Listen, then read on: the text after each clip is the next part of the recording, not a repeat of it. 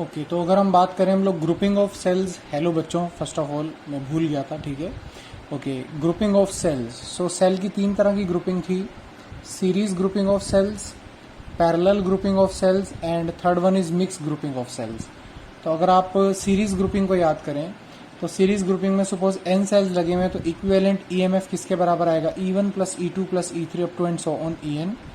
और resistance internal equivalent किसके बराबर आएगा, R1 plus R2 up to and so on Rn। Got it बच्चे। उसके बाद अगर हम थोड़ा सा और आगे चलें, जो सेल रिवर्स पोलैरिटी में कनेक्ट होगा, इफ वन सेल और more than one cell is connected in reverse polarity,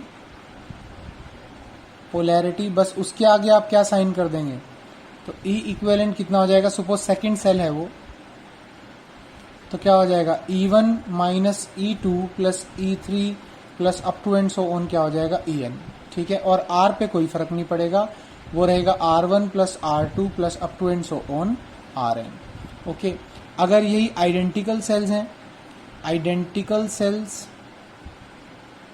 तो आइडेंटिकल सेल्स के केस में आपके पास E इक्विवेलेंट कितना हो जाएगा, E प्लस E यानी n टाइम्स ऑफ E हो जाएगा, और R इक्विवेलेंट क्या हो जाएगा, n टाइम्स ऑफ R, ठीक है। अगर उसमें कोई एक रिवर्स पोलैरिटी में लगा है, ठीक है, सपोज वन इज कनेक्टेड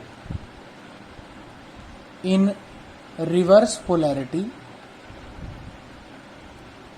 तो आपके पास क्या आंसर हो जाएगा, E equivalent is equal to n minus two into E, और R इक्विवेलेंट कितना हो जाएगा, that is equal to n into R। बड़ा सिंपल है। Okay, now very very important thing is that कि आपके पास इस वाले पॉइंट में जो बनती है कि आपके पास जो सेम ऑर्डर वाली पोलैरिटी में कनेक्टेड सेल है उसके अक्रॉस आपका जो टीपीडी होगा उसका वैल्यू कितना होगा, that will B E। Suppose हम किसी एक ith सेल की बात कर रहे हैं तो उसके अक्रॉस जो टर्मिनल पोटेंशियल डिफरेंस VIth होगा वो किसके बराबर होगा, EIth माइनस I इंटू में RIth, ठीक है। ये तो हो गया नॉर्मल सेल के लिए, नॉर्मल सेल, ठीक है। वेयर एज अगर वही सेल रिवर्स पोलैरिटी में कनेक्ट हो तो E किसके बराबर हो जाएगा, VIth, यानी उसके अक्रॉस टर्मिनल पोटेंशियल डिफरेंस कितना हो जाएगा, EIth प्लस I RIth। ये कौन से वाले सेल के लिए, कनेक्टेड इन क्या, रिवर्स पोलैरिटी, दूसरों के कंपैरिजन में रिवर्स पोलैरिटी में कनेक्टेड है। क्लियर हो गया आपको। तो ये कुछ इंपॉर्टेंट पॉइंट्स थे जो हमने सीरीज ग्रुपिंग के अंदर डिस्कस किए थे। सो पैरेलल ग्रुपिंग की फटाफट से एक रिकैप ले लेते हैं। So going for a quick recap of parallel combination. Parallel combination की अगर हम बात करें, ओके, सो पैरेलल कॉम्बिनेशन में अगर आप लोग डिस्कशन करेंगे तो हमारे पास पैरेलल कॉम्बिनेशन में क्या आ जाएगा, हमारे पास पैरेलल कॉम्बिनेशन में आ जाएगा कि सबसे पहले अब यहाँ पे टू सेल्स के लिए डिस्कस कर लेते हैं, ठीक है, क्योंकि टू सेल्स का बहुत इंपॉर्टेंट रहता है इसमें। तो E इक्विवेलेंट कितना हो जाएगा, E2 R1 plus E1 R2 divided by R1 plus R2, okay. और R इक्विवेलेंट कितना हो जाएगा, जो पैरेलल में रिजल्ट होता है R1 R2 by R1 plus R2। ये कैसे निकला, 1 upon R equivalent is equal to 1 upon R1 plus 1 upon R2। इसको सॉल्व करके निकला है हमारा, ठीक है। अब इसमें बड़ी सिंपल और बड़ी इंपॉर्टेंट बात है, अगर सपोज आपके पास one cell is connected in reverse polarity, तो आपके पास, जैसे मैं अगर आपको बताऊं कि आपके पास ये सेल नंबर 1, दो सेल का ही एग्जांपल पहले लेके चलते हैं, E1 R1, और इसके पैरेलल में दूसरा सेल लगा हुआ है, देखिए रिवर्स पोलैरिटी आपको यहाँ पे नजर आ रही होगी, ठीक है। और दूसरा वाला सेल क्या हो गया, दैट इज E2 R2, ठीक है। तो बेटा इन दिस केस आपका जो E इक्विवेलेंट बन जाएगा तो वो बहुत इजी है, E1 R2 minus E2 R1, बस जोन सा रिवर्स में कनेक्टेड है उसके आगे माइनस लगा दीजिए, R1 प्लस R2, लेकिन R इक्विवेलेंट की सेहत पे कोई असर नहीं पड़ेगा, that will be R1 R2 by R1 plus R2, ठीक है। अगर यहाँ पे n सेल्स रहते हैं, ठीक है, एन सेल्स के केस में हमारे पास क्या बनता है, एन सेल्स के केस में अगर सभी सेम पोलैरिटी में है तो E equivalent by R equivalent का वैल्यू कितना निकल के आता है, E1 by R1 plus E2 by R2 plus E3 by R3 up to and so on En by Rn। Got it बच्चे। और इक्विवेलेंट रेजिस्टेंस कितना निकल के आता है, 1/R1 plus 1/R2 plus up to and so on 1/Rn। अगर n sales में से कोई भी एक सेल या कोई भी दो सेल रिवर्स पोलैरिटी में कनेक्टेड है, सपोज ये वाला हो गया, E3 की बात करें तो if one is connected in reverse polarity, तो आपका आंसर यहां पे क्या बन जाएगा, आपका आंसर यहां पे हो जाएगा, बस जोन सा रिवर्स पोलैरिटी में उसके आगे माइनस साइन लगा दीजिएगा, that is E equivalent by R equivalent किसके बराबर हो जाएगा, E1 by R1, suppose third वाला रिवर्स पोलैरिटी में कनेक्टेड है, E2 बाय R2 माइनस क्या हो जाएगा, E3 by R3 plus up to and so on क्या हो जाएगा, En बाय Rn। लेकिन आपके पास इक्विवेलेंट रेजिस्टेंस की सेहत पे कोई असर नहीं पड़ेगा, वो सेम ही रहेगा, वहां पे रिवर्स पोलैरिटी में कनेक्ट होने का कोई भी इफेक्ट नहीं पड़ता है। तो this is very very important, ये बड़ा इंपॉर्टेंट पॉइंट है, ठीक है। अब इसमें आइडेंटिकल सेल्स को भी रिवाइज कर लेते हैं, दोहरा लेते हैं एक बार, ठीक है। तो अगर आइडेंटिकल सेल्स कनेक्टेड है तो आपको कल याद भी होगा, समराइज भी किया था मैंने आखिरी में आप लोगों के लिए, ठीक है। तो सपोज बेटा आइडेंटिकल सेल्स हैं, आइडेंटिकल सेल्स तो आपके पास क्या हो जाएगा, E equivalent by R equivalent is equal to क्या हो जाएगा, E by R plus E by R कितनी बार, n टाइम्स, और रेजिस्टेंस कितना हो जाएगा, 1/R प्लस 1/R कितनी बार, n टाइम्स, तो 1/R इक्विवेलेंट कितना हो जाएगा, n बाय R, ठीक है। तो यहां से R इक्विवेलेंट का वैल्यू कितना निकल के आएगा, R बाय n, यानी 1/n टाइम्स हो जाएगी, ठीक है। अब अगर हम ये 1/R इक्विवेलेंट की वैल्यू यहां पे यूज कर लें तो ये क्या बन जाएगा, E इक्विवेलेंट इंटू में n by R is equal to E by R n times, तो कितना हो जाएगा, NE बाय R, R से R उड़ेगा, N से N उड़ेगा, यानी EMF ऑफ द कॉम्बिनेशन कितना निकल के आएगा, E के बराबर। तो याद रखिएगा पैरेलल कॉम्बिनेशन में अगर सेल्स आइडेंटिकल हो तो EMF पे कोई भी इफेक्ट नहीं पड़ता है। So please keep this thing in mind and this is very very important, okay. तो चलिए मिक्स ग्रुपिंग के चलते हैं, इसके बाद मिक्स ग्रुपिंग को देखते हैं क्या होता है, ठीक है। अगर हम लोग बात करें मिक्स ग्रुपिंग की,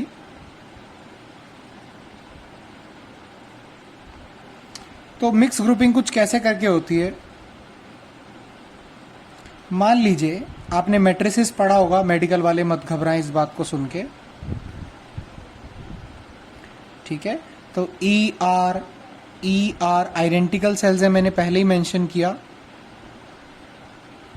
तो ये ऐसे n सेल्स कनेक्टेड है, ठीक है। यानी वन ब्रांच के अंदर, सिंगल ब्रांच के अंदर कितने सेल्स है, n सेल्स, और ऐसी n ब्रांच है, m ब्रांच है ऐसी। मैं अभी समझा देता हूं आपको,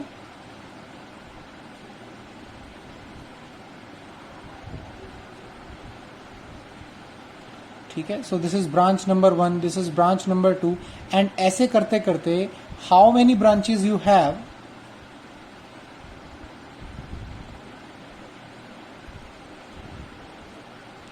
ऐसे करते करते you have m branches, m for monkey, ठीक है।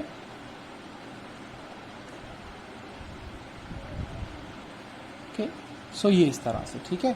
सो हर एक ब्रांच में कितने सेल्स हैं, here also we have n cells, here also we have n cells, and we have m such branches, ठीक है। आइडेंटिकल सेल्स हैं सारे। अब सीरीज का आपको याद होगा, अगर सीरीज में, अब इसका हमको क्या निकालना है, इसका इक्विवेलेंट हमको निकालना है E इक्विवेलेंट, और हमको निकालना है R इक्विवेलेंट। बड़ा सिंपल है और निकालना। सो सी बच्चे, अगर आप इस पहले वाली ब्रांच को देखें, सभी आपस में किस में, सीरीज में।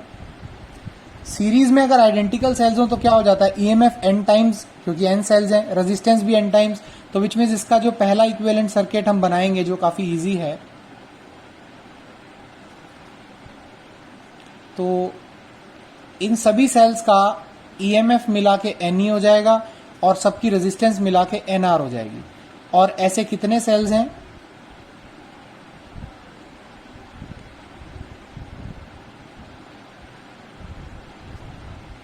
ऐसे आपके पास 1 2 ऐसे m ब्रांचेस आपके पास थी, तो ये mth ब्रांच का हो गया, कितना हो गया ne, और ये हो गया nr। गॉट इट बच्चे। अब देखिए आपके पास पैरेलल में भी तो आइडेंटिकल सेल्स आ गए ना। सेल नंबर 1 अगर मैं इसको देखूं, हर एक ब्रांच का जो इक्विवेलेंट आया है, पहली ब्रांच में एक सेल लगा हुआ है जिसका EMF Ne है, रेजिस्टेंस इंटरनल NR है। दूसरी ब्रांच में EMF Ne है, रेजिस्टेंस इंटरनल NR है, और ऐसे करते करते हर एक ब्रांच में mth ब्रांच तक EMF Ne है और इंटरनल रेजिस्टेंस NR है। तो आपके पास ये m आइडेंटिकल सेल्स हो गए, ठीक है, in parallel. So this is an example of m identical cells in parallel. बहुत ही लड्डू है ये कॉन्सेप्ट, ठीक है। इससे पहले वाले अगर आपने पढ़ लिए तो ये तो आपको कुछ भी नहीं लगेगा, ठीक है। आपके पास m आइडेंटिकल सेल्स हो गए, किसमें, पैरेलल में हो गए, ठीक है बेटा।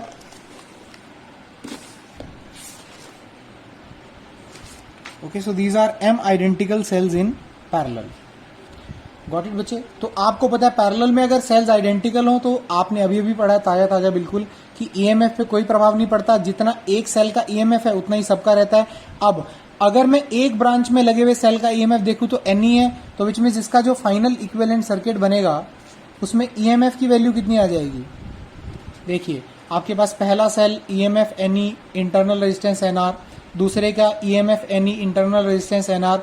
तो आपको पता है ईएमएफ में कोई चेंज नहीं आता अगर आपके पास पैरेलल में सेल्स लगे हुए हैं, विच मीन्स इक्विवेलेंट का भी ईएमएफ कितना हो जाएगा, एनई, और रेजिस्टेंस कितना हो जाएगा। रेजिस्टेंस क्या बताया था आपको, जितने सेल्स लगे हुए हैं बाय, देखिए आपके पास NR NR NR internal resistances हैं, एम टाइम्स लगी हुई है तो बाय एम हो जाएगा ना, तो विच मीन्स कितना हो जाएगा बेटा, एनआर बाय एम। क्लियर हुआ। सो विच मीन्स ई इक्विवेलेंट कितना हो जाएगा, एनई, और आर इक्विवेलेंट कितना हो जाएगा, NR by M. So this is quite easy. Okay, so एक बार दोबारा रिपीट करते हैं। ये कितने सेल्स हैं, एन सेल्स इन सीरीज, तो ईएमएफ कितना हो जाएगा, एनई, और इंटरनल रेजिस्टेंस सबकी मिला के एनआर। तो हर एक ब्रांच में ऐसे ही, इन सभी एन सेल्स का भी ऐसे ही आ जाएगा, अगले सभी एन सेल्स का भी ऐसे आ जाएगा, और हर एक ब्रांच के एन सेल्स का इसी तरह आ जाएगा। कितनी ब्रांचेज हैं आपके पास, एम ब्रांचेज। तो आपको पता है अब ये एक सेल है, ये दूसरा सेल है, ये तीसरा है, सॉरी एमएच सेल है, तो आपके पास एम सेल्स लगे हुए हैं। तो आपके पास ईएमएफ पे तो कोई असर नहीं पड़ता आइडेंटिकल की किसमें, अगर वो पैरेलल में लगे हुए हैं तो ईएमएफ कितना हो जाएगा, एनई। जबकि रेजिस्टेंस क्या हो जाती है, जितने सेल्स लगे हुए हैं डिवाइड कर देते हैं उस नंबर से। तो आपके पास एनआर एनआर इंटरनल रेजिस्टेंसेज के एम सेल्स लगे हुए हैं तो क्या हो जाएगा, एनआर बाय एम हो जाएगा। सो विच मीन्स आपकी आर इक्विवेलेंट की वैल्यू हो जाएगी एनआर बाय एम, और ई इक्विवेलेंट की वैल्यू कितनी हो जाएगी, NE. So this is quite easy. Got it बच्चे। सो ये बहुत ज्यादा आसान है आपके पास। आगे चलते हैं। सो नाउ, सो अब थोड़ा सा रिकैप्चुलेट कर लेते हैं। आपके पास इस नेटवर्क का जो हमारे पास एम सेल्स थे, आपके पास ईएमएफ कितना निकल के आएगा, एनई, और इंटरनल रेजिस्टेंस कितना निकल के आएगा, that will be NR by M. Okay बेटा।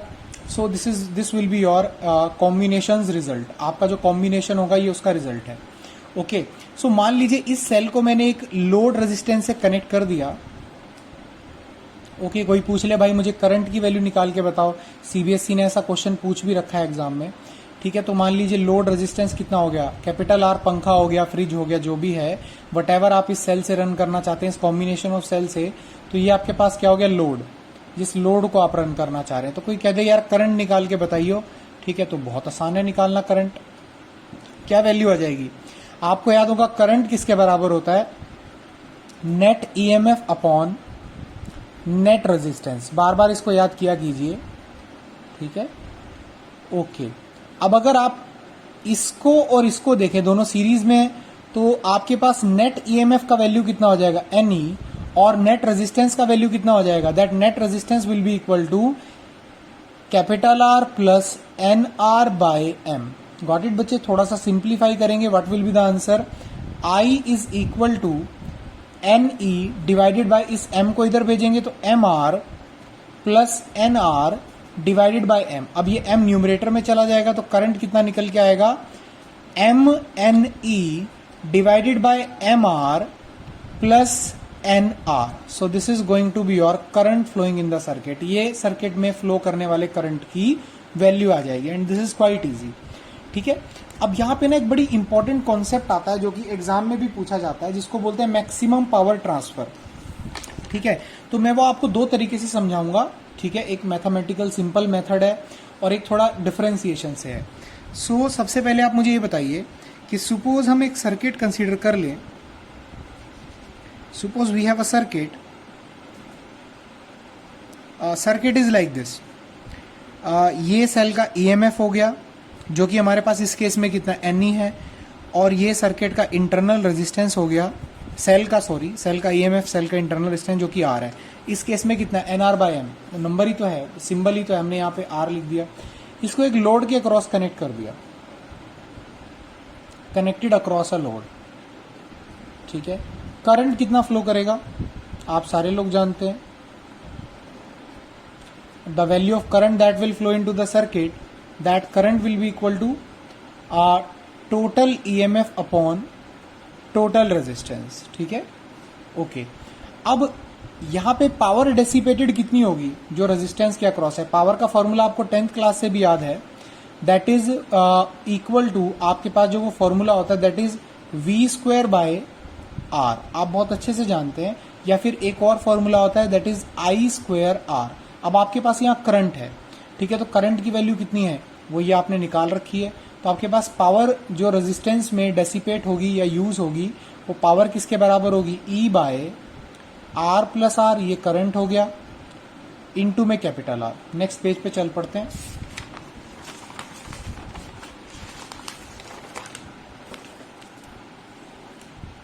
ओके. तो which means power dissipated in the resistance किसके बराबर हो जाएगा, that will be equal to बेटा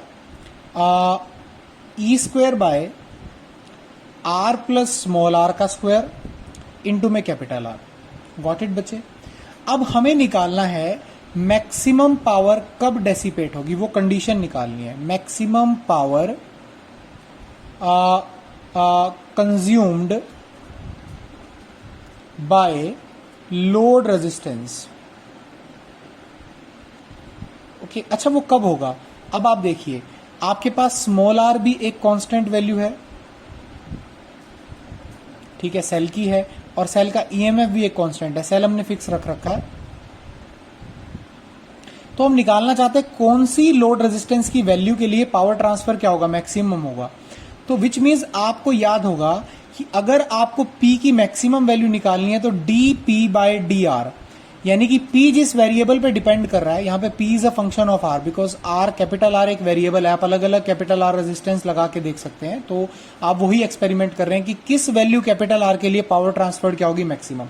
तो आपको सिंपल सी बात पता है कि अगर P की मैक्सिमम वैल्यू निकालनी है तो dP/dR को किसके बराबर पुट कर दो, 0 के.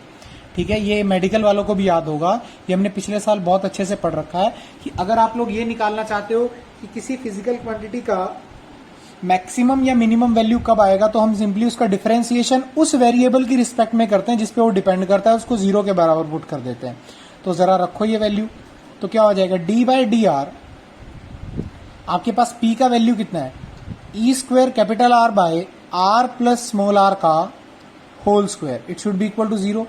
अब आप देखिए E² कांस्टेंट है तो E² बाहर आ जाएगा, साथ में आ जाएगा d/dr capital R/R plus R का होल स्क्वायर. ये आ गया आपके पास इज इक्वल टू 0. तो ये तो 0 से कैंसल आउट हो गया. तो विच मीन्स आपके पास क्या आ गया, d/R plus capital small r का होल स्क्वायर बाय dr. तो ये u हो गया आपका और ये फंक्शन आपका v हो गया. तो u/v की बन गई आपकी. तो आपको याद होगा हम लोग कैसे इसका डिफरेंशिएशन करते हैं.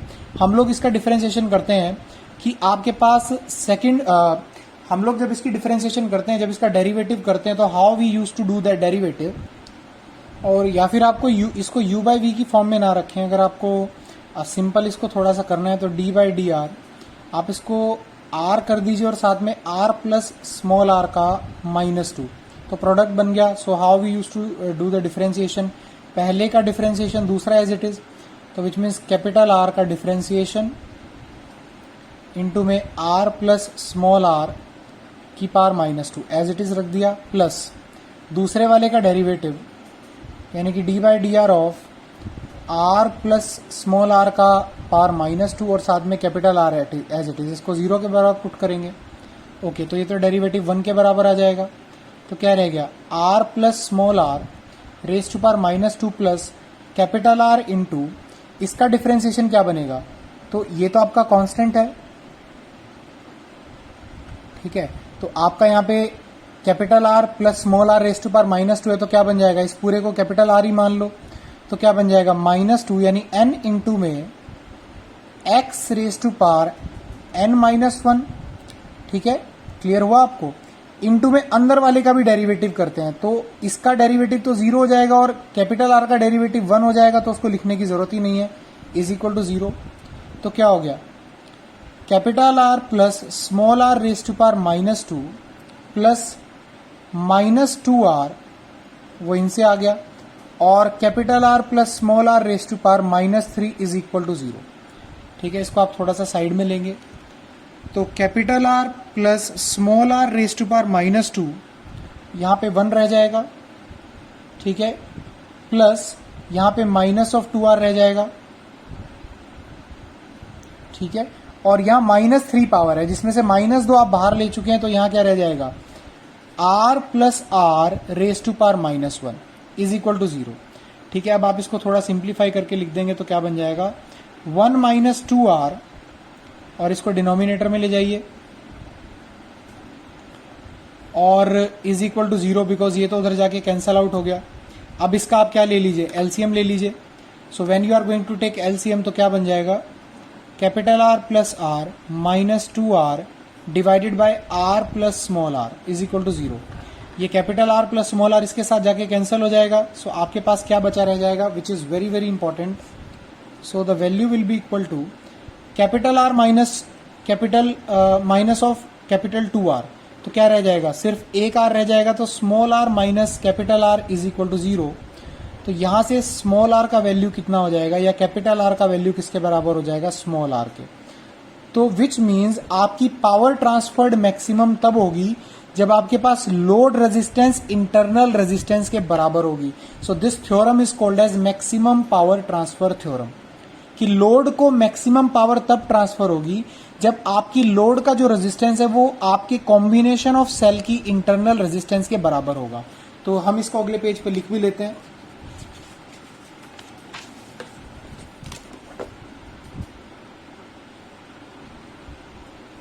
ओके, सो हमारे पास P मैक्सिमम कब आएगा, अभी अभी निकाला हमने, when capital R is equal to small r। सो स्टेटमेंट क्या बनेगी, maximum power is transferred to the load resistance when its value is equal to the internal resistance of the combination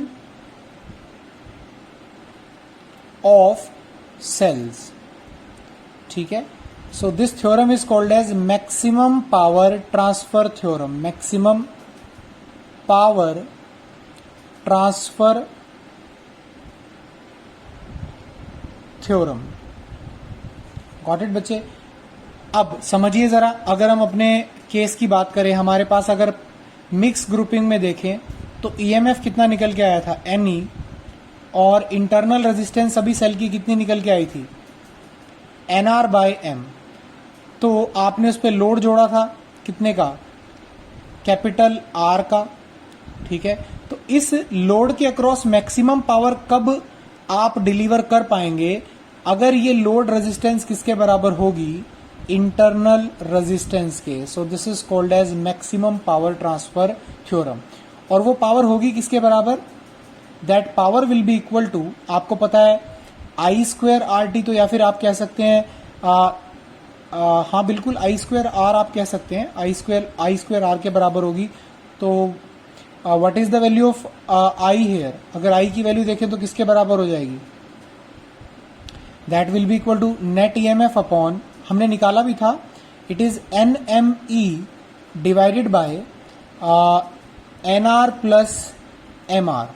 ठीक है, सो यहां से अगर आप करंट का मैक्सिमम वैल्यू निकालेंगे, बिकॉज करंट मैक्सिमम रहेगा तभी पावर ट्रांसफर भी मैक्सिमम रहेगी, तो कितना हो जाएगा, N M E divided by N R plus M into में कैपिटल आर कितना होना चाहिए, N are by capital M, ये दोनों कैंसल आउट हो जाएंगे, तो आपके पास क्या बन जाएगा, N M E divide by N R plus N R, 2nr आ जाएगा, एन से एन कैंसिल हो जाएगा, तो M E by 2r value हो जाएगी। तो पी मैक्स कितना आ जाएगा, पी मैक्स की वैल्यू होगी आई स्क्वायर इंटू में आर।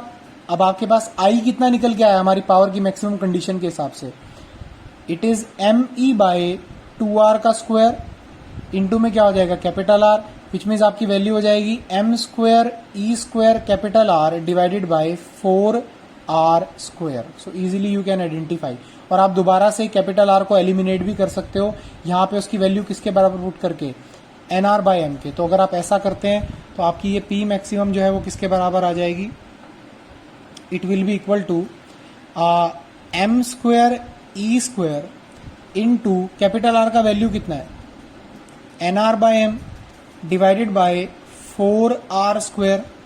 तो ये एक आर और ये एक आर कैंसल, एक एम से एक एम कैंसल, तो कितना बन गया, M N E square by 4 small R. So ये पी मैक्स आ गया, और कैपिटल आर की टर्म्स में प्योरली कन्वर्ट कर सकते हो, that is your choice. So this is one way to find out the maximum power delivered to this particular resistance and to find out the value of capital R in order to deliver the maximum power. So this is one वे। दूसरा वे क्या है वो भी मैं आपको बताता हूँ।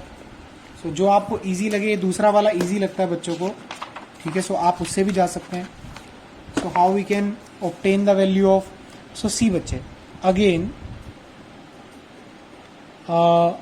बेटा, what is EMF N E, what is internal resistance N are by M, and what is the load which is connected, it is capital R. Okay, so what should be the current flowing in the circuit, निकाला था NME by N R plus M R. अब देखिए ये सब तो constant ही है आपके।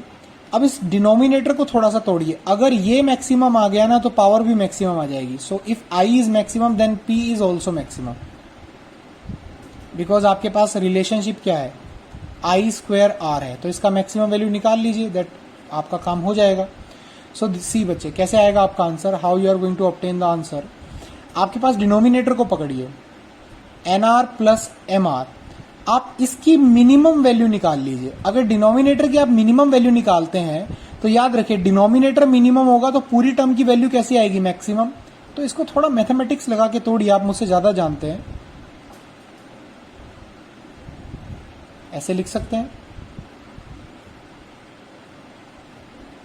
उसके बाद आपके पास 2 under root N R under root M are, इसको प्लस भी कर दीजिए और इसी को माइनस भी कर दीजिए,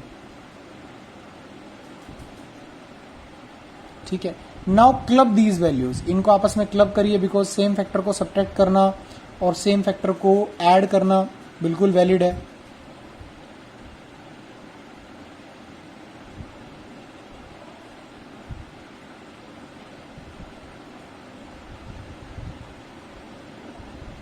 ओके, इसका मिनिमम वैल्यू क्या आ सकता है, किसी भी स्क्वायर का मिनिमम वैल्यू कितना हो सकता है, 0। ये तो बेटा आपके पास एक साइड में एक प्लस से कांस्टेंट फैक्टर हो गया, इसकी वैल्यू आप मिनिमम निकाल सकते हो। स्क्वायर की मिनिमम वैल्यू कितनी हो सकती है, 0। अगर ये मिनिमम हो गया तो पूरा फैक्टर क्या हो जाएगा, मिनिमम।